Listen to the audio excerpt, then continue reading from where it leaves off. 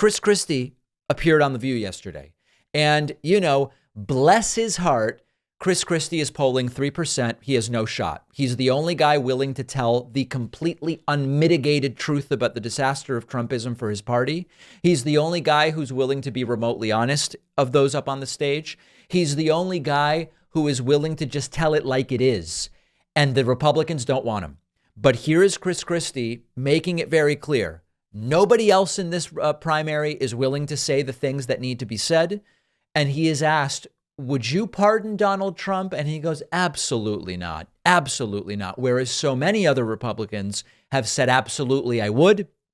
Or they're playing coy with it and saying, well, maybe I'd need to see this. I'd need to see that. This is the only guy, okay, who's willing to say this stuff, and they don't want him. But as I looked at the way the race was coming together and the field came together, my sense was no one was going to tell the truth about him in our party who was running for president.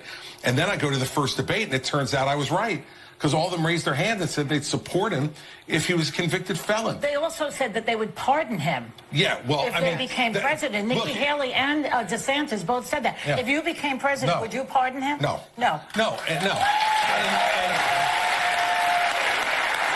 It's hilarious that that's an applause line in 2024 based on the people that are running against him. And the reason is because one of the things as a governor, I issued pardons.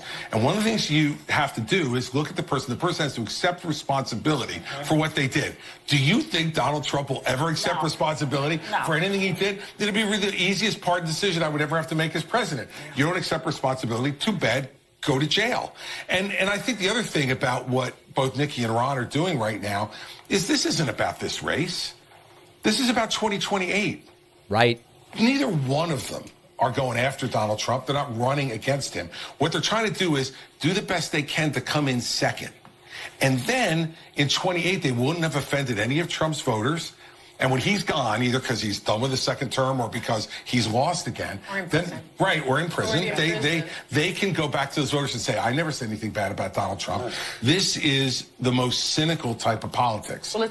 This is an accurate analysis. Now, if you want to come back and say, Christie's only willing to say this because it was made clear that Trump didn't like him anymore, and then he was going to be in his cabinet, and then he wasn't, and now Christie's pissed. I'm perfectly fine. I mean, listen, there was a point at which Romney was sucking up to Trump, and maybe Romney was going to be Secretary of State, and there was the point at which Christie supported and stood behind Trump literally and figuratively.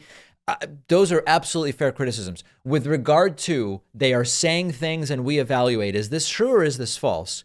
Chris Christie is the guy telling the most truths most regularly, right? Truth, essential. Maybe we call them troths at this point. I don't know. He's the only guy willing to do it.